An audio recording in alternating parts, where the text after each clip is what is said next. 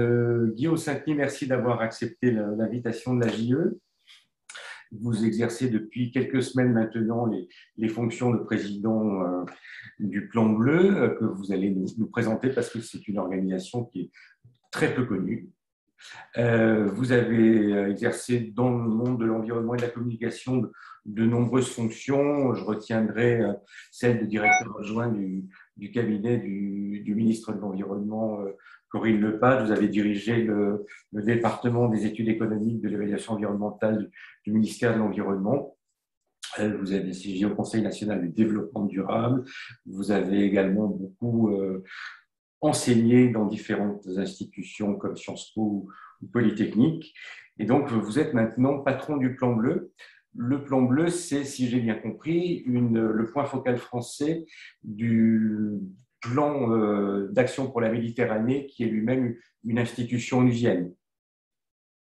Alors, oui, pour expliquer, parce qu'en effet, assez curieusement, le Plan Bleu est davantage connu à l'étranger qu'en France. Ce qui tient probablement en partie au fait qu'il a toujours eu, je dis ça de façon très, très ouverte, une très mauvaise politique de communication. Il ne s'est pas du tout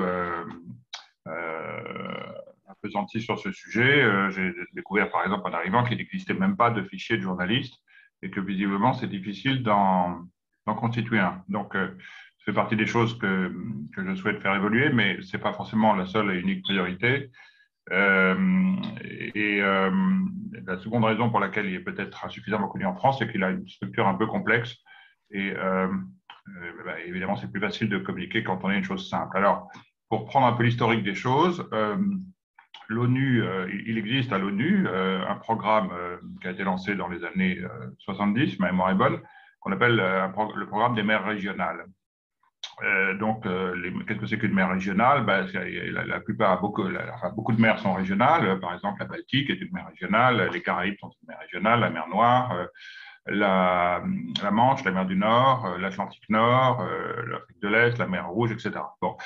Et donc, ce programme des mers régionales, il est un peu compliqué parce qu'il n'est pas sur un seul modèle. Le plus souvent, il y a un traité international auquel sont partis les États riverains, un secrétariat de ce traité qui est géré par le programme des Nations Unies pour l'environnement. Mais dans certains cas, il n'y a pas de convention, il n'y a pas de traité, et dans d'autres cas, l'organisme gestionnaire n'est pas le programme des Nations Unies pour l'environnement. Donc déjà, on est sur des structures qui sont différentes selon les cas.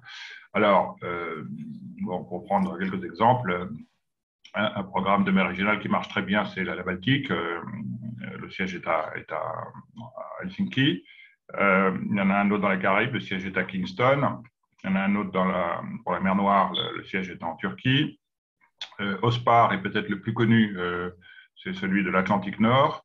Et donc, ce sont des programmes, c'est surtout d'abord, sauf les cas où il n'y a pas de convention et donc de traité international, des choses qui ont une certaine importance parce que c'est du droit international, qui donc a une force supérieure au droit national, comme on sait, et c'est du droit contraignant, c'est-à-dire c'est du droit qui s'applique, hein, ce n'est pas de la soft law. Et il y a un certain nombre de choses dans des domaines, alors évidemment plus ou moins différents selon les domaines, mais dans tout ce qui est pollution maritime, par exemple, transport maritime, exploitation offshore, aquaculture, et énergie offshore, pêche évidemment, qui sont conditionnés par ce droit, par ces protocoles. Alors, en ce qui concerne la Méditerranée, la convention qui régit la Méditerranée, c'est la convention de Barcelone, qui a donc été signée en 1975 et qui est rentrée en vigueur, je crois, deux ans plus tard, en 77 de mémoire, et qui à l'époque était une convention qui était assez ciblée sur les problèmes de l'époque, c'est-à-dire la pollution de la Méditerranée. D'ailleurs, elle s'appelait convention à l'époque pour la lutte contre la pollution de la Méditerranée, quelque chose comme ça. Alors, 20 ans après, elle a été son titre a un peu changé. Elle est devenue une convention beaucoup plus globale pour la protection de l'environnement et le développement durable en Méditerranée. Euh, et elle a été élargie à plusieurs problèmes. Mais au-delà de la Convention, il y a ce qu'on appelle des protocoles additionnels, hein, qui sont donc des protocoles sur certains sujets. C'est un mécanisme, pour ceux qui connaissent, qui est assez proche de la Convention alpine. Voilà encore un traité régional qui est très intéressant, la Convention alpine, avec des protocoles qui sont souvent d'une grande qualité. Hein. Si vous regardez le protocole, par exemple, sur les sols, qui contient énormément de choses en matière d'étalement urbain et d'artificialisation des sols, il est très, très bien rédigé et il est assez peu connu. Donc, il y a eu des protocoles. Alors, il y a un protocole sur la pollution tellurique, il y a un protocole sur tout ce qui est offshore, il y a un protocole sur les déchets dangereux, il y a un protocole sur la prévention de la pollution et les situations de crise et d'urgence, il y a un protocole sur les aires marines protégées qui a été lui-même, 20 ans après, modifié et agrandi en protocole biodiversité et aires marines protégées pour prendre en charge plus largement la problématique de la biodiversité. Il y a un protocole sur la gestion intégrée des zones côtières, qui est un excellent protocole, il est vraiment très, très bien rédigé, etc. Alors, ces protocoles ont la même force juridique que la Convention de Barcelone. La seule différence, c'est que ils ne sont pas forcément tous signés et ratifiés par tous les pays. Il y a des pays certains protocoles sont ratifiés par tous les pays, d'autres, d'abord il y a des pays nouveaux, donc qui ont un peu notamment dans les Balkans, qui ont un peu de retard d'application ou de ratification, et puis d'autres, certains protocoles ne sont pas encore ratifiés, soit pour des raisons de retard administratif, soit pour des raisons d'opposition de fond. Si je prends l'exemple de la France. Guillaume, je me permets de vous interrompre parce que votre visage est coupé à moitié. Ok, alors vous pourriez bouger un tout petit peu la caméra ou. Oui, voilà, comme ça c'est mieux. C'est mieux là peut-être, non? Parfait. Voilà. Donc, voilà, si je prends l'exemple de la France, par exemple, le protocole offshore n'a pas encore été signé et ratifié par la France. Évidemment, je souhaite beaucoup qu'il le soit. Donc, j'ai signalé ce problème aux autorités françaises, d'autant plus que je crois qu'il n'y a pas d'obstacle sur le fond. Mais il y a d'autres pays, je ne vais pas me mettre à citer des pays, mais il y a d'autres pays qui ont, il y a des pays qui ont ratifié tous les protocoles et il y en a certains qui n'ont pas ratifié certains protocoles. Donc, ça, c'est le cadre juridique qui est donc important. C'est ajouté à ce cadre juridique une autre chose qui est plus récente, depuis le milieu des années 90, qui est la stratégie méditerranéenne pour le développement durable. Qui là, on change de catégorie de droit, hein, c'est plutôt du droit mou, évidemment, puisque ce sont des orientations que les États s'efforcent de suivre, mais ils n'en ont pas l'obligation et il n'y a pas vraiment de sanctions s'ils ne les suivent pas. Alors, cette stratégie méditerranéenne du développement durable a quand même pas mal d'importance, à mon avis, parce que d'abord, elle existe. Ensuite, elle oriente pas mal les stratégies nationales de développement durable des pays qui se réfèrent à ça. Et puis, il y a une commission méditerranéenne du développement durable qui existe depuis le milieu des années 90 et qui est chargée un peu de suivre l'application de cette stratégie et également qui sert de dialogue. Alors, parce que là, pour bien comprendre la différence entre la Convention de Barcelone et ses protocoles d'une part et la Commission méditerranéenne du développement durable d'autre part, c'est que la Convention de Barcelone et ses protocoles ne lient que les États, plus l'Union européenne, hein, qui est membre, ce qui est d'ailleurs très important, parce que l'Union européenne a intégré la Convention de Barcelone et ses protocoles dans son droit européen. Ce qui veut dire que si on ne respecte pas cette convention et ces protocoles, on peut s'exposer à des sanctions de la part de l'Union européenne. Et le cas s'est déjà produit à plusieurs reprises, notamment dans l'affaire de l'étang de Berre, hein, où les pêcheurs de l'étang de Berre et un certain nombre d'autres personnes du coin avaient utilisé la Convention de Barcelone et ses protocoles dans un recours. Ce recours a abouti à la Cour de justice de l'Union européenne. Et la Cour de justice de l'Union européenne a accepté de reconnaître que ça faisait partie du droit communautaire et a donc, sur cette base-là, donné raison aux pêcheurs. C'est une affaire qui remonte il y a une dizaine d'années de mémoire.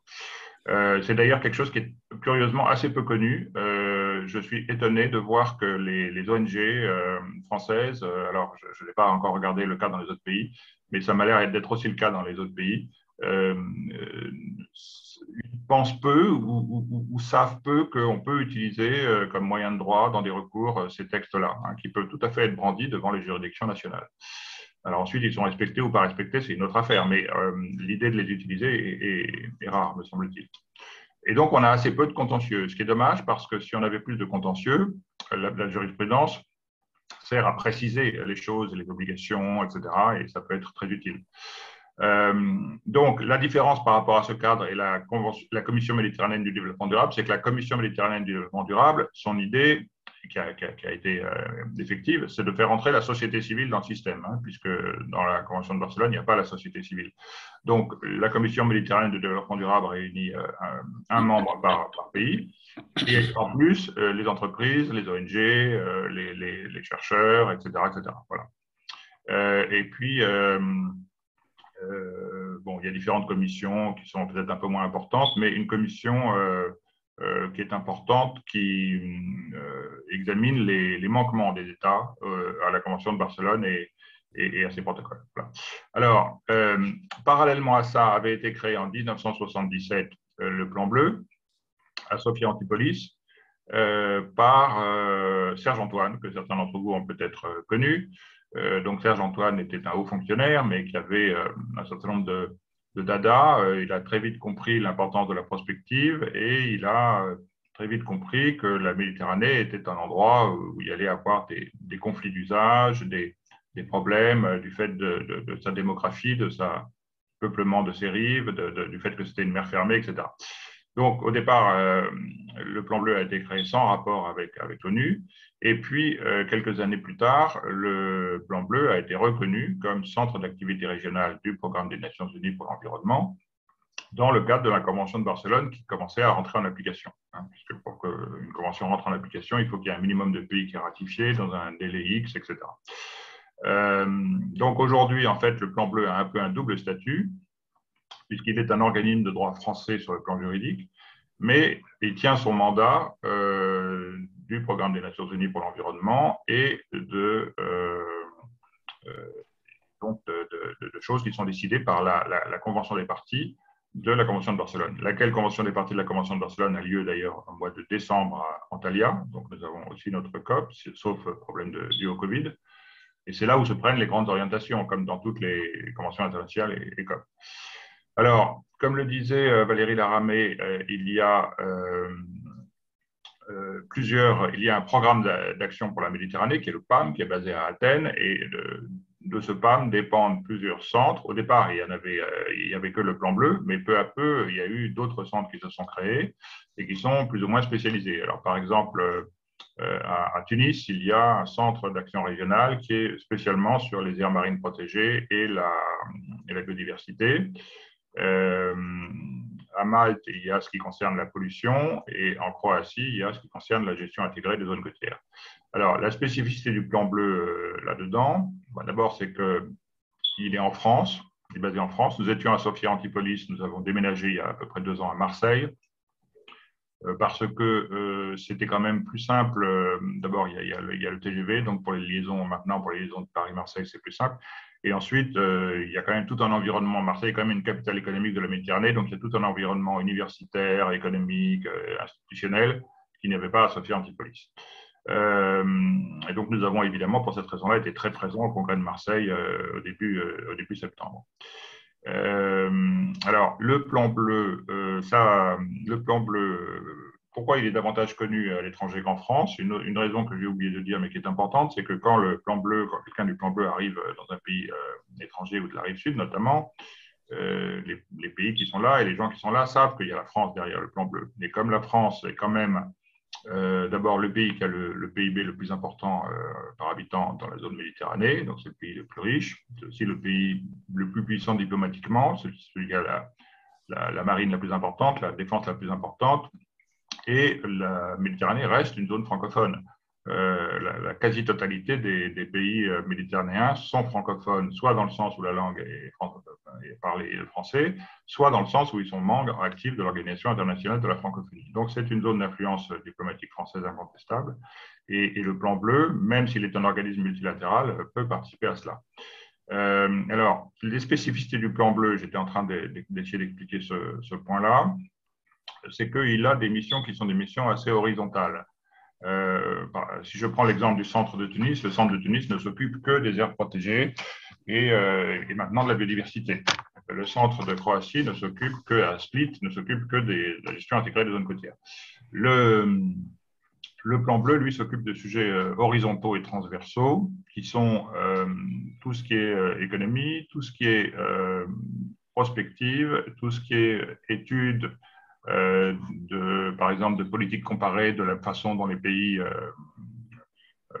adressent tel ou tel problème commun aux pays de la Méditerranée, qui sont tout ce qui est observatoire, qui sont tout ce qui est mise au point d'indicateurs, qui sont tout ce qui est élaboration de la stratégie méditerranéenne du développement durable, etc., etc. Pour vous prendre quelques exemples que vous pouvez trouver sur le site du Plan Bleu ou que je peux vous envoyer, dans les choses qui ont été publiées récemment, il y a le rapport RED, qui est donc le rapport RED 2020, qui est donc un rapport sur l'état de l'environnement en Méditerranée, qui est assez complet. Et le Plan Bleu est réputé en général pour la qualité des données qu'il produit. Alors, ces données. Non, attendez, vous m'avez dit sans DEP, sans SGMR, avec des PAM et avec quoi? Pardon? D'accord. Et qui parle et pour dire quoi, hein? C'est Hugo Théron qui est intervenu, mais je pense que c'est une erreur. Le micro s'est déclenché tout seul. Bon. Alors, reprenons. Donc, je ne sais plus où j'en étais du coup. Au rapport RED. Oui, alors voilà, le rapport RED. Voilà. Donc, le rapport RED est un rapport dans lequel on trouve énormément de données. Un des rôles du Plan Bleu que j'ai omis de dire est qu'il est chargé de fournir des données et d'aider les pays à mieux appliquer les conventions, leur fournir des outils et des données pour mieux appliquer la Convention de Barcelone et ses protocoles et pour progresser vers le développement durable de façon nationale, mais avec des perspectives communes et si possible des outils et des indicateurs communs. Donc, ce rapport RED 2020 que vous pouvez consulter est un rapport qui fait l'état des lieux sur les tendances actuelles de l'environnement en Méditerranée, sachant que le vrai nom du Plan Bleu, ce que j'aurais dû dire, c'est Plan Bleu pour l'environnement et le développement en Méditerranée. Donc, il y a une dimension, il n'y a pas seulement une dimension environnement, il y a aussi une dimension développement, une dimension nord-sud, une dimension assistance technique des pays du Nord envers les pays du Sud, etc. Donc, ce rapport, alors moi, ce que j'ai constaté à Marseille, par exemple, de façon assez flagrante, c'est que énormément de pays, d'organisations ou d'organismes ou d'intervenants utilisent les données du Plan Bleu et tous s'en félicitent. Alors, certains les utilisent en citant le Plan Bleu, d'autres sans citer le Plan Bleu, ce qui prouve bien que le Plan Bleu a du mal à bien communiquer sur son rôle de producteur de données. Un autre exemple, parce qu'il est récent, mais je ne vais pas citer les publications anciennes, c'est le rapport MAR 1. Alors, le rapport MAR 1 est important parce qu'il y a un réseau de scientifiques qui s'est formé récemment en Méditerranée, qui est le réseau des experts méditerranéens sur le changement climatique. Sachant que le changement climatique n'est pas stricto sensu dans la Convention de Barcelone, parce qu'en 1975, ce n'était pas un sujet qui était sur l'agenda public, et que même en 1995, quand la Convention de Barcelone a été révisée, le sujet du changement climatique existait, mais il n'était pas sur le haut de l'agenda. Et donc, la Convention de Barcelone et le PAM ont été pendant longtemps assez faibles sur le changement climatique. Donc, il y a eu il y a quelques années le sentiment que ça ne pouvait pas continuer comme ça et que le changement climatique devait devenir un sujet important. Et donc, il y a eu plusieurs choses qui se sont passées, notamment le fait qu'au Plan Bleu, on a décidé de travailler beaucoup sur l'adaptation au changement climatique, parce qu'on considère que s'il y a un rôle, évidemment, des pays méditerranéens, et notamment de certains pays plus que d'autres, dans l'atténuation, l'impact, je vais y revenir tout à l'heure, mais l'impact principal du changement climatique en Méditerranée, c'est l'adaptation. Et donc, ce réseau MEDEC, qui s'appelle MEDEC, des scientifiques sur le climat en Méditerranée, est hébergé par nous, est hébergé par le Plan Bleu, et a produit le rapport MAR 1, qui est le premier rapport régional sur le changement climatique en Méditerranée, qui est en gros l'équivalent de ce que fait le GIEC au niveau mondial pour la Méditerranée. Donc, c'est un événement qui est assez important, sachant qu'il y aura d'autres rapports qui vont suivre. On travaille maintenant sur le rapport MAR 2 qui devrait sortir l'an prochain. Et là aussi, vous avez ce gros rapport avec à chaque fois, bien sûr, une plaquette à part sur les points clés, une plaquette à part sur résumé à l'intention des décideurs, etc., etc. Donc, c'est la logique GIEC. Ce qui est assez intéressant dans ce rapport et dans ce réseau MEDEC, c'est que on a évidemment essayé de faire en sorte qu'il n'y ait pas de déséquilibre dans à la fois les disciplines et les pays représentés, hein, parce qu'il y a des pays évidemment qui ont des potentiels scientifiques plus importants, il y a des pays où la recherche sur le changement climatique est plus importante que d'autres, etc. Et on a plutôt bien réussi dans la mesure où on a vraiment des experts de tous les pays de façon non pas équilibrée à la virgule près, mais enfin en tout cas pas déséquilibrée. Donc là aussi, vous pouvez trouver ce rapport sur le site. Alors, je vais revenir sur ce rapport, mais une des choses sur lesquelles on travaille en ce moment qui est assez importante, c'est un exercice qu'on appelle MED 2050, qui est donc un exercice de prospective sur ce que sera ou ce que peut être la Méditerranée en 2050, avec évidemment des études de scénarios, puisque c'est la méthode traditionnelle pour faire de la prospective, et donc on a des scénarios positifs, négatifs, etc. Bon, donc on balaye un champ assez large avec des thèmes qui sont assez sensibles, parce que dès qu'on touche à des thèmes comme les valeurs, le droit, etc., les conceptions entre les pays du Nord et les pays du Sud ne sont pas exactement les mêmes. C'est un gros travail qui demande beaucoup de réunions et d'énergie.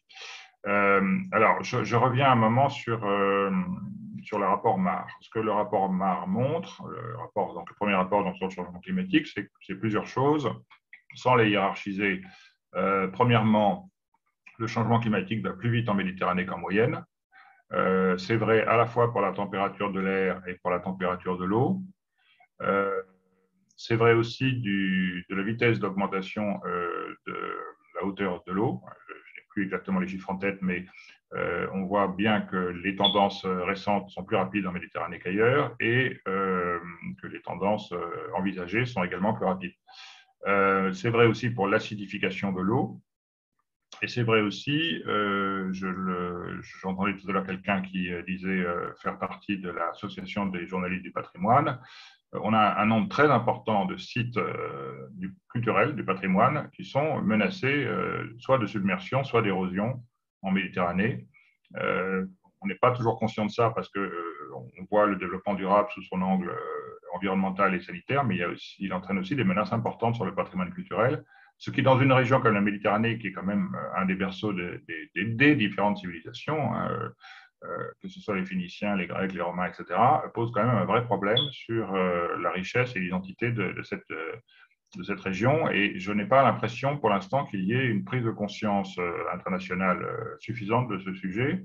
On se souvient que l'UNESCO a lancé de grandes campagnes dans le passé, que ce soit pour le barrage d'Assouan, la vallée du Nil, Venise, etc.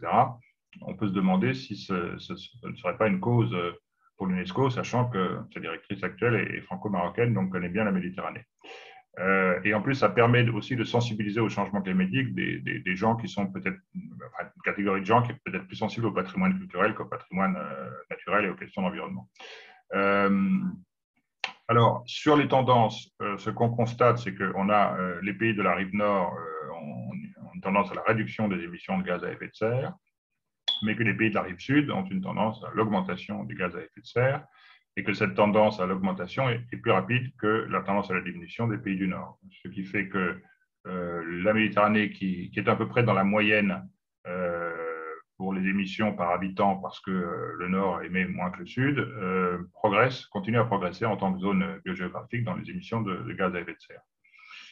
On a aussi un problème qui a été pointé par d'autres organismes que nous, comme l'Agence internationale pour l'énergie, qui est assez saillant dans cette région, qui est la question des subventions aux énergies fossiles, hein, puisqu'on a pas mal alors, ils sont très peu présents au nord, hein, dans la rive nord, pays de la rive nord, mais encore assez présents dans certains pays de la rive sud, qui sont essentiellement des pays producteurs. Donc, je ne vais pas forcément citer des noms de pays, mais enfin, vous pouvez les imaginer facilement. Une autre tendance qui est importante dans le changement climatique en Méditerranée, c'est que ce changement va plus vite dans la partie est du bassin méditerranéen que dans sa partie ouest. C'est assez net pour, par exemple, le réchauffement de l'eau. Et ce changement, par ailleurs, accélère plutôt l'arrivée des espèces exotiques invasives. qui peuvent être porteuses de maladies qui peuvent faire leur retour en Méditerranée, comme le paludisme ou d'autres. C'est également ce changement climatique, un des points sur lesquels on met l'accent, c'est qu'il est il risque d'être extrêmement perturbateur pour un secteur économique majeur en Méditerranée, qui est le secteur du tourisme. Il est assez probable qu'il y ait des flux de touristes qui se détournent dans les années qui viennent de la Méditerranée du fait du climat, du fait d'autres raisons aussi, bien sûr, le fait que c'est une mer très polluée, que le littoral est de plus en plus urbanisé, etc. Mais il n'est pas évident qu'un certain nombre d'infrastructures touristiques résistent sur le plan économique au changement climatique et qu'on n'ait pas une augmentation des flux touristiques dans des pays qui sont situés plus au nord. Ce qui posera un problème quand même important sur le plan économique parce que dans beaucoup de pays, une grande partie du PIB dépend du secteur du tourisme. Les secteurs, puisque j'en suis au secteur économique, les secteurs économiques qui nous concernent beaucoup sont évidemment le tourisme, je viens d'en parler, le transport maritime évidemment, d'abord parce qu'on est au départ une convention qui est née sur les enjeux marins, et ensuite parce que la Méditerranée, comme vous savez, est très naviguée du fait à la fois du détroit de Gibraltar et puis du canal de Suez. Donc on a dans les sujets sur lesquels on travaille, dans lequel je me suis pas mal investi avant même d'arriver au plan bleu, c'est le projet, je ne sais pas si vous êtes familier avec ça, mais d'une zone ECA. Les zones ECA, comme vous savez, le transport maritime utilise un carburant qui est un carburant très polluant, qui est le fioul lourd. Et ce fioul lourd a plusieurs inconvénients, dont celui d'émettre pas mal de SO2. Et le SO2 est un polluant qui est assez négatif, non pas seulement pour l'environnement, mais pour la santé humaine. D'où d'ailleurs un certain nombre de débuts de problèmes et de contentieux qui ont eu lieu à Marseille dans les années récentes. Et il y a donc un mouvement pour essayer de créer ce qu'on appelle des zones ECA, c'est-à-dire des zones sans utilisation de carburant soufré. Par exemple, toute la Baltique est zone ECA. Un bateau qui rentre en Baltique aujourd'hui, il ne peut pas fonctionner avec un carburant soufré. Donc, soit ce sont des bateaux qui ont changé leur motorisation, soit ce sont des bateaux qui ont deux cuves, et quand ils passent en Baltique, ils se mettent sur le carburant non soufré. Alors, moi, j'avais lancé l'idée il y a assez longtemps, je m'étais étonné il y a quelques années qu'il n'y ait aucune zone ECA en Méditerranée, puisque le soufre fait d'autant plus de dégâts que la région est polluée, et peuplée, pardon, excusez-moi, lapsus révélateur. Et donc, la Méditerranée étant très peuplée, ses rivages étant très peuplés, le SO2 fait davantage de dégâts que dans une mer dont les côtes seraient désertes. Alors, moi, mon idée, c'était à ce moment-là plutôt de faire des zones ECA, des petites zones ECA, bon, ou des moyennes zones ECA. Finalement, le sujet est venu en discussion à la COP et la décision qui a été prise par les États, c'est de faire de toute la Méditerranée une zone ECA. Ce qui évidemment est beaucoup plus ambitieux, mais est aussi beaucoup plus difficile parce que ça veut dire que tous les pays sont concernés. Alors, si ça avait été une zone qui n'était qu'au large de certains pays, par exemple, la problématique serait moins évidente. Plus facile, pardon. Alors, pour vous montrer le genre de sujet sur lequel on travaille, parce que le travail est en fait beaucoup plus un travail, outre les questions de gestion administrative, financière, budget, ressources humaines, dont je ne vous parle pas parce que ce n'est pas votre intérêt majeur, je suppose, mais dans lesquels je passe beaucoup de temps, parce qu'il faut bien que cette structure ait des moyens pour travailler. Une grande partie du travail est en fait un travail d'ordre diplomatique et géopolitique, puisqu'il s'agit de convaincre des pays. Sur chaque sujet, il y a toujours un ou plusieurs pays qui sont réticents, et ce ne sont jamais les mêmes selon les sujets, évidemment. Donc on ne peut aboutir qu'en convainquant les pays, en trouvant des compromis, etc. Donc on fait finalement presque plus de diplomatie que d'environnement. Alors le problème de cette zone ECA, c'est que sur le principe, les pays ont fini par tomber d'accord avec un peu de lenteur et un peu de difficulté, mais maintenant, il y a un certain nombre de pays qui disent oui, d'accord, mais nous, on est des pays de la rive sud et on a des flottes importantes, donc on veut bien la zone ECA, mais il faut nous aider financièrement à transformer nos flottes, parce que tout seul, on n'a pas les moyens. Bon, c'est un exemple du financement de la transition écologique. Et donc, ces pays-là disent il faut que les pays du Nord nous aident, ou il faut trouver un mécanisme international, etc. Donc, sujet sur lequel on travaille en ce moment pour essayer d'abord d'estimer quels sont ses besoins réels par pays du Sud et comment est-ce qu'on peut trouver une solution de financement. Sachant que c'est une décision, ce sont des processus de décision assez longs, donc cette zone ECA, si elle voit le jour, elle ne verra pas le jour, elle ne sera pas effective avant plusieurs années. Je prends quelques sujets comme ça sur lesquels on travaille. On travaille beaucoup sur l'aquaculture durable pour la raison suivante. Il y a des gens qui sont pour l'aquaculture, d'autres qui sont contre.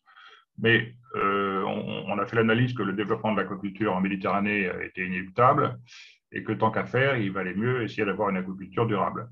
Donc, on essaye en ce moment, on a tout un travail sur la définition de ce qu'est l'aquaculture durable, ce qui n'est pas simple, et sur éventuellement avoir des critères dans ce domaine qu'on pourrait ensuite soumettre au pays pour que les pratiques d'aquaculture en Méditerranée soient conformes à ces standards. On a un chantier à peu près analogue sur les énergies offshore, qui pose plusieurs problèmes en Méditerranée. Je dirais que c'est une pression nouvelle sur l'environnement. C'est-à-dire qu'on a les pressions classiques qu'on connaît, qui sont le transport maritime, le tourisme, l'urbanisation du littoral, etc., qu'il faut essayer de surveiller et de voir comment on peut les modérer. Et puis, il y a des sujets nouveaux qui surgissent. Bon, l'aquaculture, par exemple, est un sujet assez nouveau parce qu'il y a quelques années, il y avait encore très peu d'aquaculture. Bon, maintenant, ça se développe énormément. Et les énergies offshore sont aussi un sujet nouveau puisqu'il y avait très, très peu d'exploration ou de forage offshore pour les énergies fossiles en Méditerranée. Il y en a maintenant, avec les découvertes de la partie sud-est, beaucoup plus, avec en plus des problèmes juridiques, puisqu'on a certains pays qui n'ont pas ratifié la Convention sur le droit de la mer et qui ne la respectent pas, ce qui sont des problèmes qui ne sont pas de notre compétence, mais qui compliquent évidemment la tâche. Et on a aussi le problème de l'éolien offshore. Alors, comme vous savez, l'éolien offshore, la question se pose différemment en Méditerranée qu'en Atlantique, parce qu'en Méditerranée, on aura surtout affaire à de l'éolien flottant, du fait de la configuration des fonds. Et les études scientifiques, pour l'instant, montrent en tout cas tendent à suggérer, jusqu'à ce que ce soit peut-être un jour invalidé, que l'éolien flottant entraîne moins de problèmes pour la biodiversité marine que l'éolien ancré au fond. J'en profite pour dire que sur ce sujet, qui est un sujet très compliqué de l'éolien offshore, il y a deux textes assez intéressants qui sont sortis très récemment, qui sont d'origine française. Premièrement, un avis très fouillé du CNPN, qui a dû sortir en juin-juillet. Il a voulu se prononcer sur l'éolien offshore par rapport à la biodiversité, la compatibilité de l'éolien offshore dans les zones Natura 2000 en mer, tous ces sujets-là. C'est un avis qui est très fouillé, que je trouve très intéressant, qui ne tranche pas définitivement, mais qui tend quand même à suggérer que, selon lui, c'est assez difficile. Ça sera assez difficile de permettre l'installation d'éoliennes offshore dans les zones Natura 2000 en mer, d'où le problème on sort de la Méditerranée, mais le problème du Pertuis charentais, où, comme vous savez, il y a un grand projet d'éolien offshore contre lequel il y a déjà beaucoup d'opposition. On est dans des fonds très peu profonds, avec une très grande richesse pélagique et ornithologique, etc. Et tout ça est en Natura 2000, donc il y aura en plus le problème, à mon avis, des aides publiques d'État, puisque les aides publiques d'État sont réglementées par Bruxelles, etc. Sur ces éoliennes offshore, un des sujets qui se pose, selon moi, alors là je fais une parenthèse pour vous donner plus une idée personnelle, c'est que, comme vous savez, tous ces parcs aujourd'hui ne fonctionnent que grâce à des subventions publiques. Ça sera peut-être plus le cas dans quelques années, mais pour l'instant, ils ne sont pas rentables. Donc, on a des subventions publiques. Ces subventions publiques doivent-elles être classées dans les subventions publiques favorables à l'environnement ou défavorables à l'environnement? Vaste débat, puisque du point de vue du changement climatique, elles sont évidemment favorables à l'environnement. Du point de vue de la biodiversité et du paysage, c'est beaucoup moins évident. Mais il y a un cas qui me paraît être un cas particulier, c'est qu'on a un précédent en sortie sud de la baie de Somme. La baie de Somme est un endroit le problème se posera un jour ou l'autre en Méditerranée, qui a été plutôt bien protégé par l'État. On a à la fois, depuis très longtemps, site classé, site inscrit, loi littorale, conservateur du littoral, parc naturel régional, réserve naturelle, zone Ramsar, etc., etc. Et il y a quelques années, l'État a créé un parc marin en sortie sud de la baie de Somme. Et puis, 2-3 ans après, on a annoncé l'implantation d'un parc éolien offshore qui recoupe en partie cette aire marine protégée. Donc, ça pose deux problèmes. Le premier, c'est est-ce qu'on peut à la fois créer une aire marine protégée et mettre dans cette aire marine protégée une installation industrielle? Est-ce qu'il ne faut pas planifier les zones marines de façon à ce que ces deux choses-là ne se recoupent pas? Ça, c'est un premier problème. Et le second problème, c'est un problème de logique. À partir du moment où l'État dépense de l'argent public pour protéger une zone, est-ce qu'il peut ensuite en dépenser pour l'endommager? Il y a premièrement un problème de cohérence, deuxièmement un problème de, comment dirais-je, négligence dans l'utilisation de l'argent du contribuable, et troisièmement un problème qui se posera au moment où on voudra, moi je compte poser ce problème, en tout cas au moment où on posera la question de qu'est-ce qu'on prend dans les 10 et les 30% qui ont été annoncés à plusieurs reprises. Est-ce qu'on peut prendre dans les 10%, par exemple, une zone protégée dans laquelle on peut avoir des subventions publiques dommageables à la biodiversité, alors qu'en théorie, ça a pour but de protéger la biodiversité. Il y a un second document qui est assez proche de celui du CNPN, c'est celui de la Commission supérieure des sites, qui a également voulu se prononcer récemment, je crois en juillet, sur réflexion générale sur que signifiait des éoliennes offshore dans des sites classés ou inscrits, ou à proximité de sites classés ou inscrits, puisque vous savez qu'en France, maintenant, la tendance depuis maintenant à peu près 25-30 ans, quand il y a un site inscrit ou classé littoral, c'est de le prolonger en mer. Alors, ça a l'air un peu étrange, mais finalement, on voit que c'était très intelligent de faire ça depuis les années 90 parce qu'on a des sites classés qui se prolongent en mer. C'est des parties maritimes de sites qui sont classés. Alors, à première vue, ça avait l'air absurde parce qu'on ne pouvait pas construire en mer, sauf qu'aujourd'hui, on voit qu'on peut construire en mer. Donc, il y a des endroits où ces éoliennes vont se heurter à ce problème, qui est un problème paysager avec avis de l'ABF, etc. Et donc, là aussi, cet avis, qui n'est pas un avis disant il n'y a qu'un faucon ou oui, non, mais un avis nuancé, mais qui est assez réservé sur l'éolienne offshore. Quoi d'autre? Évidemment, le transport maritime. Évidemment, l'éducation au développement durable, qui est un sujet qui progresse pas mal en Méditerranée, à la fois parce que le niveau d'éducation progresse. Il ne faut pas oublier qu'on est, on est dans une zone où il y avait des pays de la zone sud où les taux de scolarisation étaient assez faibles encore il y a 20-30 ans. Et là, on a une nette progression des taux de scolarisation, qui est une progression qui est particulièrement rapide chez les femmes, puisque c'était des pays dans lesquels les femmes étaient moins scolarisées que les hommes. Donc évidemment, cette progression bénéficie aussi au développement durable, puisqu'il y a des programmes d'éducation et de développement durable dans chacun de ces pays. Et plus il y a de scolarisation, plus il y a d'exposition des jeunes aux notions de développement durable. Il y a énormément d'autres sujets. Il y a évidemment le sujet de la pollution tellurique. Il y a le sujet du plastique qui est très, très émergent. Enfin, plus qu'émergent, il est émergé en Méditerranée, c'est dans tous les sens du terme. Et c'est une préoccupation qui est partagée par beaucoup de pays, sachant qu'une des choses qui est intéressante en Méditerranée, c'est que bien sûr, l'essentiel de la pollution est tellurique, mais vu l'importance du trafic maritime, on a quand même une part non négligeable et plus importante que dans d'autres mers de la pollution qui vient des navires eux-mêmes. Donc, il y a toute la réflexion sur qu'est-ce que c'est que la croisière durable, le secteur de la croisière touristique. Là, je ne parle pas du transport maritime de fret, avec une profession qui est assez consciente de ce sujet, qui a envie d'avancer là-dessus, le yachting durable, les ports durables. Il y a aussi une réflexion et même des actions déjà de certains ports, par exemple, qui s'équipent en bornes électriques pour que les bateaux, dès qu'ils soient à quai, cessent de faire, parce qu'avant on avait des bateaux, des grands bateaux qui continuaient à faire fonctionner leur moteur quand ils étaient amarrés à quai pour avoir leur générateur et leur électricité. Il y a maintenant beaucoup de ports qui interdisent ça et qui obligent les bateaux à se brancher sur secteur dès qu'ils sont au port pour éviter les pollutions et les problèmes de santé des riverains. On a évidemment des difficultés en ce moment parce que, sur le contexte général, la Méditerranée n'est pas un endroit qui va bien. Mais on arrive à garder autour de la table Israël et les pays arabes, la Turquie, l'Algérie et le Maroc qui ont quasiment rompu leurs relations diplomatiques récemment. Donc on est dans une région où la gouvernance est difficile, plus difficile qu'ailleurs.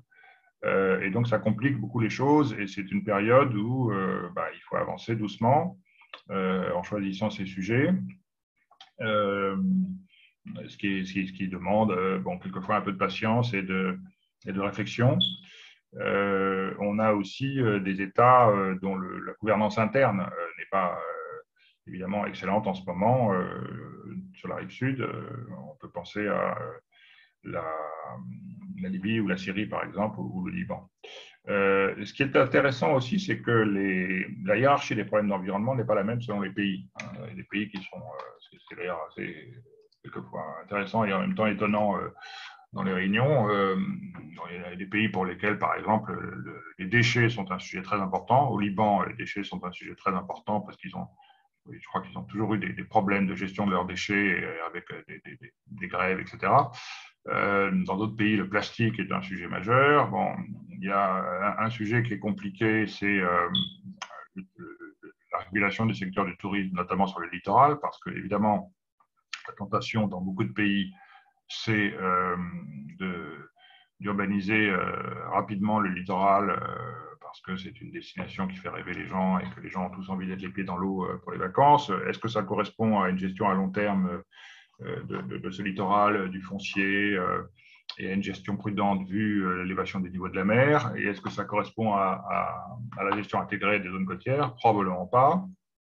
Mais c'est un sujet qui est très difficile parce que là, plus on rentre dans les terres, plus les États considèrent que voilà, il y a leur souveraineté, etc.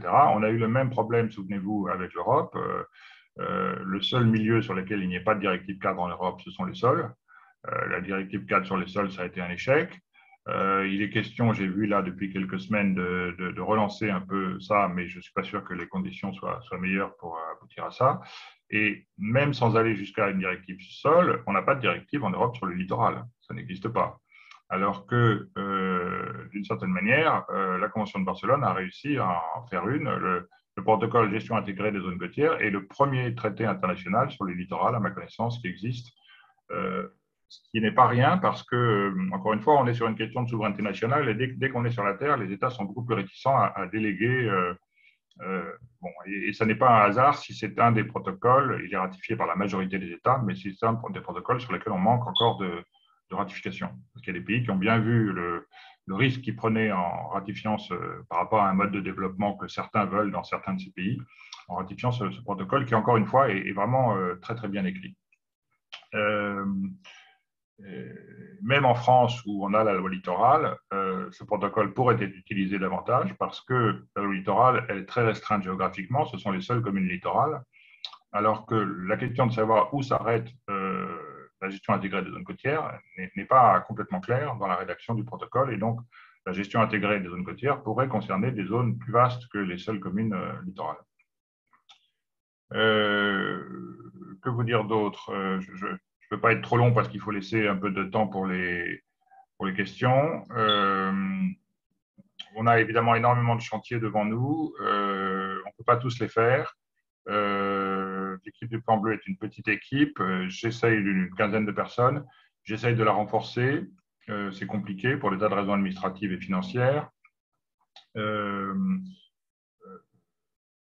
Donc, je pourrais vous parler de plein de projets qu'on a, de plein de sujets que je voudrais lancer. Aujourd'hui, ce qui manque, ce sont les moyens pour le faire. Donc, j'essaye de renforcer ces moyens, mais renforcement des moyens, c'est une question de plusieurs années parce qu'on lance des processus, il faut que ces processus soient possibles, il y a des questions de statut juridique, il y a des questions, on essaye d'avoir évidemment dans l'équipe des gens qui viennent des pays du Sud, mais quand ils viennent à Marseille, si par exemple ils sont, ce que pour l'instant on n'arrive pas à avoir, mais ce qui est possible un jour, mis à disposition ou détachés par leur structure d'origine, le montant des rémunérations dans les pays du Sud ne leur permet pas de vivre en France. Donc il faut qu'on verse un complément, etc. etc. Voilà. Je ne sais pas si peut-être qu'on peut ouvrir la discussion, sauf si vous voulez que j'ai vu qu'il y avait des questions, je n'ai pas eu le temps de les regarder, mais je vais les regarder maintenant, les questions par écrit. On va ouvrir la discussion. Ce que je voudrais, avant qu'on ouvre effectivement la session de questions-réponses, Guillaume, c'est que vous nous disiez quelles sont aujourd'hui pour vous les priorités du Plan Bleu. Vous nous avez parlé d'énormément de sujets et on voit combien la tâche est vaste. Est-ce qu'il y a aujourd'hui néanmoins des programmes prioritaires qui sont bien engagés ou sur le point d'aboutir? Oui, alors, une grosse évolution récente qui est bien engagée, et qui va se poursuivre, c'est la prise en compte du sujet changement climatique, hein, qui est quand même quelque chose de très important. Le rapport marin a été la première étape de ça, la publication de ce rapport marin. Bon, alors comme on n'est pas bon sur la communication, il est probablement passé pas suffisamment aperçu, mais c'est un rapport qui est encore complètement récent, hein, puisqu'il date d'il y a un an. J'espère qu'on communiquera un peu mieux sur le rapport MAR 2. Il va en être question évidemment à la COP qui a lieu à Antalya au mois de décembre. L'idée, c'est bien de continuer sur la prise en compte du changement climatique, avec l'idée que même si la Méditerranée contribue aux émissions de gaz à effet de serre, et donc il faut atténuer, le risque principal en Méditerranée, c'est l'adaptation, parce que les tendances sont plus rapides qu'ailleurs, parce qu'il y a des deltas, Camargue, Nil, etc., parce qu'il y a une grande partie, à peu près 70% de la population des pays est sur le littoral. Et une grande partie des installations touristiques est sur le littoral, une grande partie des installations industrielles est sur le littoral. Donc les enjeux de l'adaptation sont très importants. Je fais une parenthèse, je n'étais pas moi-même, il y a eu en début de semaine le congrès annuel de l'ANEL.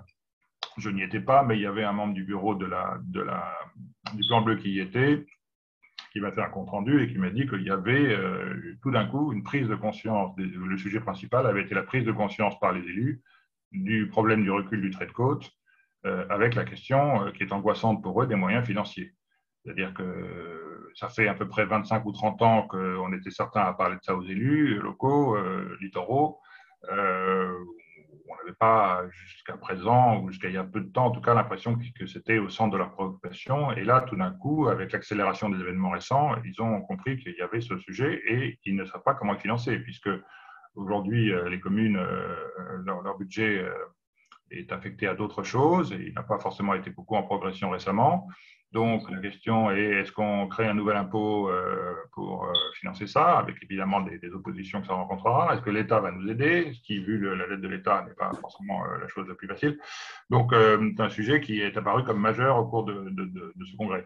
Et on a exactement le même sujet dans les pays de la Méditerranée, avec, dans certains pays, une prise de conscience qui n'est pas encore là.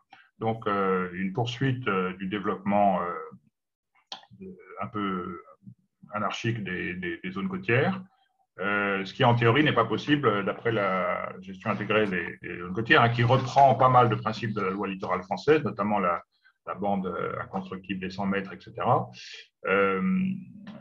Sauf évidemment dans les pays où le protocole n'est pas ratifié. Donc, tout ce sujet, loi littorale, protocole zone côtière, etc., est un sujet qui au départ a été pris pour des raisons paysagères, dont ensuite on s'est rendu compte qu'il était important pour des raisons de biodiversité, parce que la biodiversité est très importante, plus importante sur le littoral qu'à l'intérieur des terres, et dont aujourd'hui on se rend compte qu'il est très important en matière de changement climatique, parce qu'il permet, en diminuant les constructions ces dernières décennies sur ces zones-là, de diminuer la facture du changement climatique dans ces zones-là. Donc c'est un instrument de prévention. Et moi, j'essaye de le vendre comme ça aux élus locaux, parce que c'est davantage, ils réagissent plus positivement. Donc, il y a ce sujet-là. Il y a réduire le risque juridique aussi. Oui, le risque juridique aussi. Alors là, pour le risque juridique, il faut qu'il y ait une faute, comme ça a été le cas avec Xynthia. Ce n'est pas toujours le cas. Mais, on voit bien avec l'affaire du signal à Souillac que ça, finalement, c'est l'État qui va passer la caisse et tout le monde est bénéficiaire si on prend des mesures de protection ou d'adaptation. Oui, avec le sujet. Alors, c'est un sujet qui est beaucoup plus avancé aux États-Unis qu'en Europe. Le sujet de savoir s'il faut assurer ces choses-là et s'il faut subventionner ou faciliter fiscalement l'assurance de ces biens. Il y a des États aux États-Unis qui répondent carrément que non, qu'il faut au contraire pas assurer ces choses-là, parce que si on assure, il y a une perte de l'aléa moral en quelque sorte, et ça incite les gens à construire, etc. Bon. Alors on n'a pas cette mentalité en France, curieusement.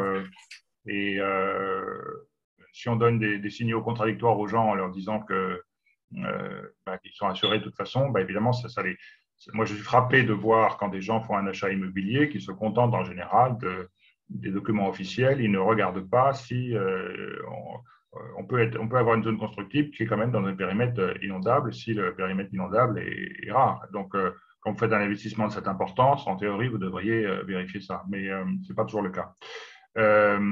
Donc, il y a ce sujet-là.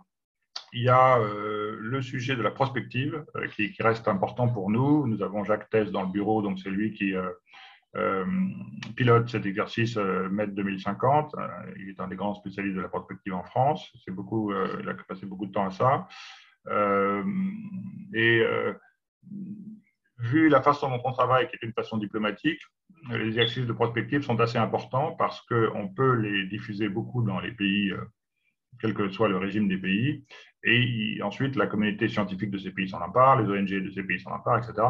Et ça aide à orienter ou à poser en tout cas les questions dans ces pays, parce que toute la difficulté d'un organisme multilatéral comme le nôtre, c'est qu'on ne peut pas être dirigiste vis-à-vis des pays, on ne peut que faire des suggestions, pointer des choses, etc. Donc il faut et c'est par ce genre de documents qu'on arrive à infléchir les choses.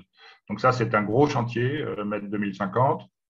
Bon, nous avons des petits chantiers qui ne méritent pas forcément d'être mentionnés ou des chantiers auxquels je réfléchis qui ne sont pas encore décidés, donc je ne vais pas forcément en parler aujourd'hui, mais on essaye aussi de… Moi, je voudrais faire ça, et en plus, ça nous est demandé par Athènes, de développer l'aspect économique. On se rend compte que les pays du Sud, notamment, sont demandeurs d'études et de références sur quels sont les bénéfices économiques de la protection de l'environnement en Méditerranée ou sur les zones côtières pour nous et nos populations, et quels sont les bénéfices économiques d'un développement durable pour nous et nos populations, sachant qu'on est dans des pays qui ont un niveau de vie inférieur à celui de la France. Encore une fois, c'est la France qui est le pays le plus riche de la zone. Donc, ces pays, pour pas mal de parties ou de populations de ces pays-là, le développement durable n'est pas la priorité. La priorité, c'est supprimer le chômage, manger à sa faim, etc., etc. Donc, ils ont besoin d'être convaincus que ça ne va pas être des contraintes en plus, que ça ne va pas freiner leur développement économique, qu'il y a une possibilité d'avoir un développement vert ou un peu plus vert. Donc, il y a aussi le sujet de l'économie bleue dont je n'ai pas parlé, même si moi, je n'aime pas tellement ce terme, mais qui est un sujet sur lequel on travaille pas mal. J'ai cité l'exemple de l'aquaculture durable, qui est un chantier sur lequel qui a l'air un peu anecdotique, mais qui ne l'est pas, parce que on sait bien que l'aquaculture est à la fois devenue nécessaire, mais entraîne aussi des risques qu'on connaît par cœur, la pollution génétique, les produits, la nourriture de ces poissons, les produits qu'on leur injecte, etc., etc. Les conflits d'usage, parce que comme la Méditerranée est une mer petite, j'ai oublié de dire une chose importante, c'est que, je fais une parenthèse, c'est que une des raisons pour lesquelles j'ai accepté cette responsabilité, c'est que, outre le fait que j'aime beaucoup la Méditerranée, c'est que la Méditerranée est un hotspot pour plusieurs raisons. C'est un hotspot du changement climatique pour les raisons que j'ai expliquées. Le changement climatique va plus vite qu'ailleurs. Mais c'est aussi un hotspot de la biodiversité. La Méditerranée, c'est moins de 1% des eaux marines et c'est 10 à 15% des espèces. Donc, c'est une disproportion incroyable. Vous avez plus d'espèces végétales dans le seul département des Alpes-Maritimes que dans toute la Grande-Bretagne. C'est pour vous montrer à quel point c'est un endroit extrêmement riche. Et c'est vraiment, d'ailleurs, quand vous regardez toutes les cartes qui sont faites par Conservation International et les autres organismes de ce genre, la Méditerranée est toujours considérée comme un hotspot de la biodiversité. C'est un hotspot des flux migratoires, bon, tout le monde le sait, et c'est aussi un hotspot du tourisme. Et c'est aussi un lieu, pour moi qui suis marin, je ne connais pas beaucoup d'endroits où il y a un tel mélange entre la richesse de la culture et la beauté de la nature. Donc c'est un lieu quand même d'exception. Et c'est une mer qui n'est pas, c'est une mer et des rivages qui ne sont pas en bon état. La Baltique est une mer qui est encore plus polluée que la Méditerranée, mais la Méditerranée arrive quand même derrière. Donc elle n'est pas en bon état ni sur le plan environnemental, ni sur le plan, je dirais, diplomatique et géopolitique. L'offshore, évidemment, c'est un sujet très important. J'ai cité l'éolien offshore sur lequel on travaille et sur lequel on voudrait un peu, comme pour l'aquaculture durable, mettre en place une sorte de référentiel de bonnes pratiques, etc. Voilà, enfin, je pourrais multiplier les sujets. Il y a une chose que je voudrais faire, mais qui est assez difficile. Il se trouve que je l'ai fait pour la Fondation pour la recherche sur la biodiversité et on a vraiment eu beaucoup de mal. C'est du benchmark de politique publique, c'est-à-dire comparer les politiques publiques de différents États sur un même sujet pour non pas dénoncer les mauvaises pratiques, parce que c'est difficile diplomatiquement de le faire, mais mettre en évidence les bonnes pratiques. Je prends un exemple, la réforme des subventions dommageables. Pas mal de pays ont essayé de la faire. C'est toujours très difficile parce que les populations locales sont habituées à avoir des prix de l'énergie très bas. Je prends l'exemple du Venezuela, le prix de l'essence à la pompe est inférieur à son coût d'extraction. Donc, évidemment, c'est compliqué. Mais il y a des pays qui ont essayé de faire cette réforme. La Bolivie a essayé, il y a eu des flambées sociales. Le Nigeria a essayé, il y a eu des flambées sociales. L'Iran l'a fait en partie. L'Arabie saoudite a essayé. Le Qatar a essayé, je crois. Et récemment, le Maroc l'a fait, et le Maroc l'a fait avec succès. À la fois en termes de pouvoir d'achat, parce qu'ils ont réussi à trouver des modalités qui permettaient aux catégories les plus pauvres de ne pas pâtir de l'augmentation, enfin, de la diminution des subventions et donc de l'augmentation des prix de l'énergie. Et en même temps de diminuer pas mal cet argent pour pouvoir le consacrer à d'autres choses plus importantes dans ce pays, comme l'éducation ou le social. Donc je voudrais, par exemple, montrer cet exemple marocain pour montrer aux pays voisins qu'on peut le faire et qu'il y a des modalités pour le faire. On a un autre exemple, qui est l'eau, dont je ne vais pas parler, qui est évidemment un sujet majeur, l'eau douce dans ces pays-là, qui est une source de conflits géopolitiques très important. Et qui est très inégalement répartie. Évidemment, il y a beaucoup plus d'eau dans les pays du Nord que dans les pays du Sud. Et là, on a par exemple Israël qui a fait une réforme de la tarification de l'eau il y a déjà une dizaine d'années, assez intelligente, avec une augmentation, en gardant des prix différents selon les catégories, agriculteurs, industriels, simples consommateurs, mais en réussissant à augmenter les prix de chaque catégorie, avec d'abord une conséquence, c'est qu'on payait un coût de l'eau qui était davantage en rapport avec son vrai coût et donc la préservation de la ressource, mais aussi le fait que ça a entraîné immédiatement des efforts très importants de réparation des fuites, parce qu'il y a un taux de fuite et de déperdition de l'eau potable dans ce pays qui est considérable. Voilà quelques exemples. Merci Guillaume. On va commencer la séance de questions-réponses. Jean-Luc, une série de questions sur l'éolien et le risque nucléaire, si j'ai bien compris. Oui, alors en effet, je vois la question de Jean-Luc Fessard.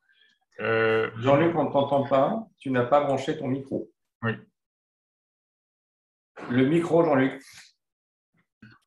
Yes. Voilà. Donc, dans toutes les projections que vous faites, est-ce que vous avez mis des éléments concernant le risque d'un accident majeur sur une des centrales qui jalonnent le Rhône? Parce qu'on a eu des réunions avec les gens de l'IRSN qui nous ont dit de toute façon, on ne peut pas exclure en France l'idée d'un accident majeur. Donc voilà, est-ce que ça c'est intégré ou pas? Parce que je soupçonne, moi, comme ça, qu'avec la direction des vents et autres, que ça pourrait avoir un impact grave sur la Méditerranée, son tourisme et toute son activité, quoi. Voilà. Oui. Est-ce que ça c'est intégré ou est-ce que ça ne fait pas partie des réflexions? Enfin, voilà. Alors, c'est une question. Oui. Alors, bon, premièrement, il y a beaucoup de pays méditerranéens qui n'ont pas de nucléaire. Hein. La plupart des pays du Sud n'ont pas de nucléaire. Deuxièmement, plus on s'éloigne de l'eau, moins on est légitime. Hein. Donc, si on prend la vallée du Rhône haute ou si on prend une centrale qui est en Camargue, ce n'est pas la même chose. Alors, il n'y en a pas en Camargue, mais il y en a près de la mer Méditerranée, je ne sais plus exactement où, il y en a une en Espagne avant Délios, etc. Bon. Donc, pour les sujets que vous venez de citer, ce sont des sujets qui vont être pris en compte dans le rapport MED 2050, hein, puisque c'est la prospective. Moi, j'ai beaucoup insisté, par exemple, pour que dans le rapport MED 2050, ce n'était pas prévu au départ, on prenne en compte l'impact sur la Méditerranée d'une nouvelle crise de type Covid, évidemment, qui pourrait arriver en Méditerranée plus qu'ailleurs par un virus transmis par une espèce exotique invasive. Donc, même chose pour le nucléaire. Sachant que le nucléaire est à la fois un problème et une solution, puisqu'il contribue aussi à diminuer les émissions de gaz à effet de serre de la région si le nucléaire s'y développe. Donc, on n'a pas à trancher sur le caractère souhaitable ou non souhaitable du nucléaire. En revanche, le protocole déchets dangereux concerne les déchets nucléaires, hein, bien évidemment. Donc, s'il y a des déchets nucléaires qui devaient être déversés en Méditerranée, comme ça a été le cas dans l'Atlantique, dans la grotte des Cosquer ou dans la grotte, je ne sais plus comment ça s'appelle, c'est la fosse marine là, qui est au large entre la France et l'Angleterre, bah, évidemment, voilà, les casquets. Ce protocole serait concerné, parce que là, on est sur le milieu marin, donc on est au cœur de notre compétence. Mais il n'y a pas Il y a ceux qu'on déverse délibérément et il y a ceux qui se déversent accidentellement. Et moi, c'était ça le sens de ma question. C'est-à-dire que... Les deux sont concernés, puisque ceux qui se déversent volontairement, c'est le protocole de pollution tellurique, et ceux qui se déversent accidentellement, c'est le protocole, justement, qui s'appelle, je ne sais plus comment, situation critique, etc. Et puis, il y a en plus le protocole déchets dangereux, qui lui est un protocole qui concerne particulièrement les déchets dangereux. Mais la différence, dans votre question, la différence entre l'éolien offshore et le nucléaire, c'est que jusqu'à présent, il n'y a pas de centrale nucléaire flottante. Mais il va y en avoir, puisque vous avez vu que la Russie, notamment, travaille sur un projet de centrale nucléaire flottante. Donc, il n'est pas prévu pour l'instant qu'il y en ait en Méditerranée, mais la possibilité technique qu'il y en ait n'est pas exclue. Et là, si c'est le cas, la Convention de Barcelone et ses protocoles seront bien évidemment très concernés. Et puis, il y a des navires à propulsion nucléaire qui sillonnent la Méditerranée, notamment des sous-marins. Oui, bien sûr. Esther, des questions sur l'eau et sur les infrastructures gazières, si j'ai bien compris. C'est pas l'eau, c'est les États arabes unis. Elle a parlé d'eau, si me semble-t-il. Esther? Oui, bonjour. L'un des volets de l'accord d'Israël avec les Émirats arabes unis comprend une augmentation importante de l'oléoduc qui part de Eilat en mer Rouge vers Ashkelon en Méditerranée pour éviter le canal de Suez et acheminer le pétrole des EAU vers l'Europe.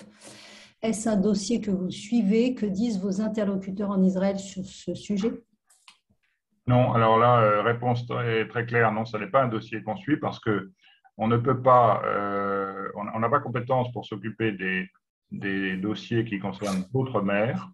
Alors, moi, le dossier dont vous parlez me fait aussi penser à un autre dossier dont j'ai eu à connaître dans une vie précédente dans cette région, qui est le projet de canal Red Dead, hein, mer Rouge, mer Morte, qui est un projet pharaonique dont on comprend bien l'intérêt et l'importance, mais qui pose beaucoup de problèmes d'ordre environnemental.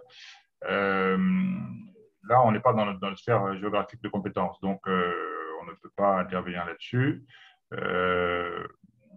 Voilà. En revanche, moi, à titre personnel, j'ai des idées sur ce sujet et sur des aspects de ce sujet qui peuvent tangenter, je dis bien tangenter, nos compétences. Alors là, dans un cas comme ça, si vous voulez, il faut d'abord convaincre de vos idées personnelles le fait que le système juridique de la Convention de Barcelone et ce qui tourne autour peut avoir son mot à dire, mais je ne suis pas le seul à décider. Il y a beaucoup de gens qu'il faut convaincre avant.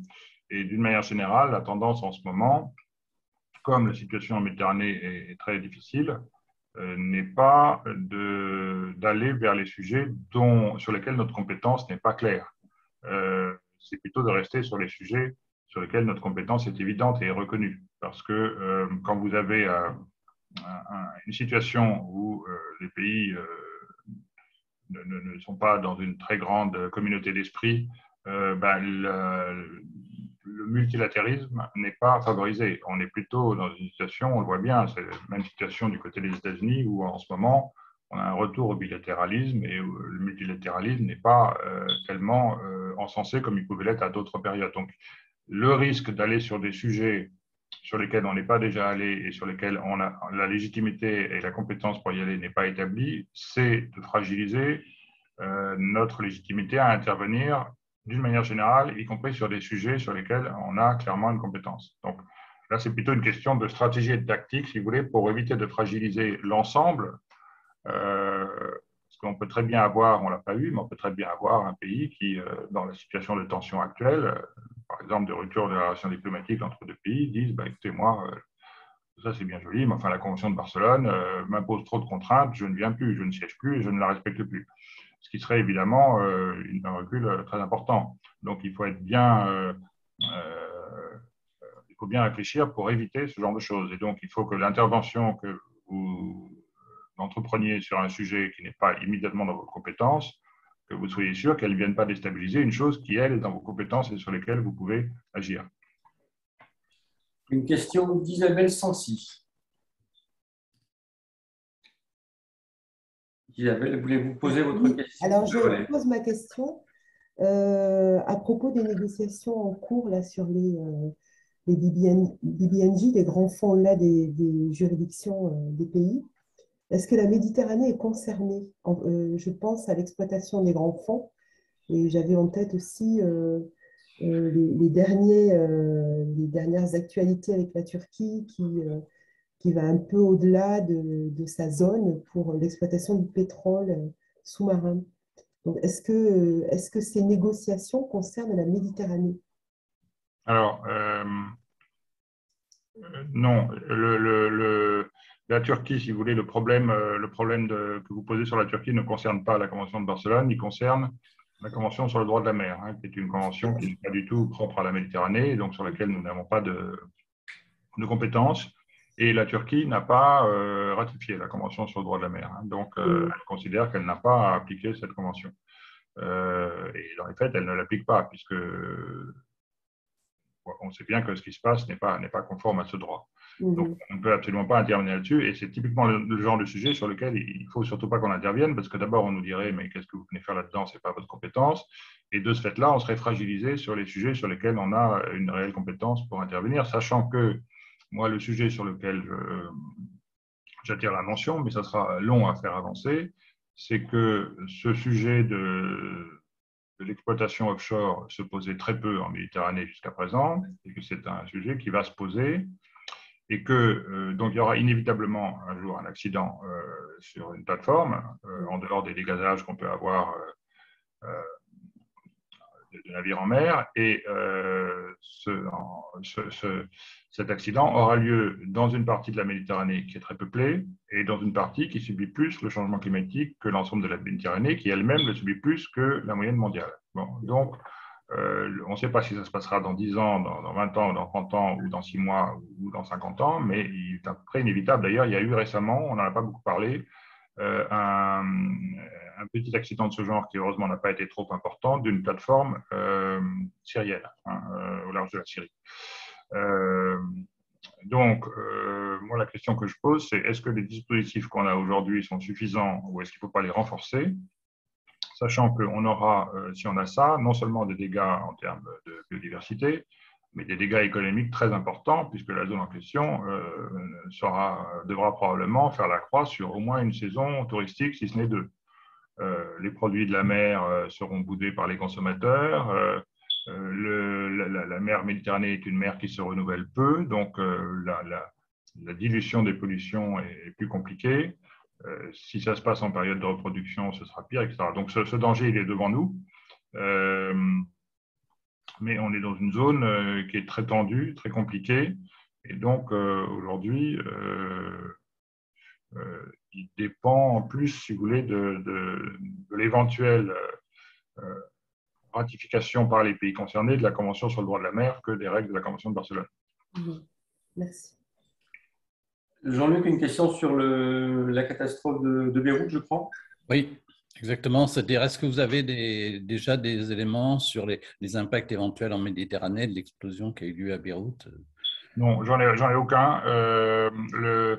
Le Liban est un des pays avec lesquels on a moins de contacts qu'avant en raison de la situation. En revanche, on a pas mal de scientifiques libanais travaillant à l'étranger, parce qu'il y a quand même un très bon niveau des scientifiques libanais qui sont dans notre réseau et avec qui on collabore, mais ils travaillent, par exemple, ils travaillent pas mal sur, ils ont travaillé sur le rapport marin, ou etc. Je n'ai pas du tout d'éléments là-dessus. Y a-t-il d'autres questions? Est-ce qu'on a Guillaume, avez-vous une idée de la date de publication du rapport Mardeux? On a été, comme tout le monde, très impacté par le Covid. qui est arrivé en plus peu de temps après notre déménagement. Donc, non, on ne peut pas encore annoncer une date précise. Courant l'année prochaine, quoi. Oui, normalement, c'est courant de l'année prochaine. Eh bien, s'il n'y a plus de questions, on va… Alors, j'ai peut-être une petite question que vous avez abordée. J'ai malheureusement raté le tout début. Merci, en tout cas, c'est très intéressant. Qu'en est-il de l'Union pour la Méditerranée? Est-ce qu'elle est morte? Quel est leur… ouais. Je m'excuse, le son n'était pas très bon, je n'ai pas bien entendu la question. Ah, pardon, je parlais de l'Union pour la Méditerranée. Ah, l'Union pour la Méditerranée, pardon, oui. Alors, l'Union pour la Méditerranée, on a de très bons rapports avec eux. Ils sont basés à Barcelone, comme vous savez. Le secrétaire général actuel est un Égyptien qui est l'ancien ambassadeur d'Égypte en France. Je l'ai vu longuement à Marseille en début septembre. Bon, l'Union pour la Méditerranée est une structure qui est beaucoup plus récente que nous, comme vous savez. Il y a un certain nombre de choses qu'ils font sur lesquelles on n'est pas du tout, comme par exemple le droit des femmes en Méditerranée, les questions de coopération culturelle, enfin tous ces sujets-là. Ils ont une approche un peu globale des sujets, mais ils sont aussi, en effet, sur les questions de développement durable. Alors, ils ont travaillé pas mal sur les questions d'eau, et il y a des sujets sur lesquels on travaille en commun. Et puis, il y a des sujets sur lesquels on est et sur lesquels ils ne sont pas. Il y a des sujets sur lesquels ils sont et sur lesquels on n'est pas. Il y a aussi des Français qui travaillent à l'Union pour la Méditerranée, y compris à des postes importants. Donc, on a plusieurs sujets. Par exemple, on est très en phase avec eux sur MEDEC. Ça s'est fait en accord avec eux et on est souvent sur les mêmes positions. Voilà. Bon, je ne sais pas ce que je peux vous dire de plus là-dessus. Moi, j'irai de nouveau les voir à Barcelone bientôt. Il nous arrive même de faire des courriers communs. Enfin, on est plutôt en bon terme avec eux. La question, c'était aussi de savoir si la volonté à la base, c'était quand même d'avoir tous les pays de la rive nord, de la rive sud, l'est et l'ouest, etc. Mais par rapport à ce que vous avez dit tout à l'heure, en termes de diplomatie, de conflit, etc., quelle est la force de cette union pour la Méditerranée?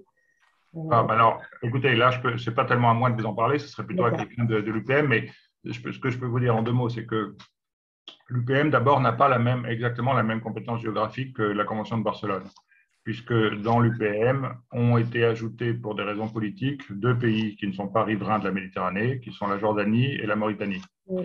Donc, nous ne sommes pas compétents pour la Jordanie et la Mauritanie, ce qui est d'ailleurs, ce qui est peut-être dommage sur un plan environnemental, parce que ce sont 2 pays qui ont des spécificités très intéressantes du point de vue de l'environnement, différentes d'ailleurs, mais en tout cas, on n'a pas de compétence sur eux, puisque ce ne sont pas des pays qui ont il faut qu'un pays qui a un petit bout de Méditerranée sur sa côte. Je prends l'exemple de la Bosnie-Herzégovine, qui est un pays qui est essentiellement non littoral, mais qui a une toute petite fenêtre sur la mer. De ce fait-là, il est parti à la Convention de Barcelone.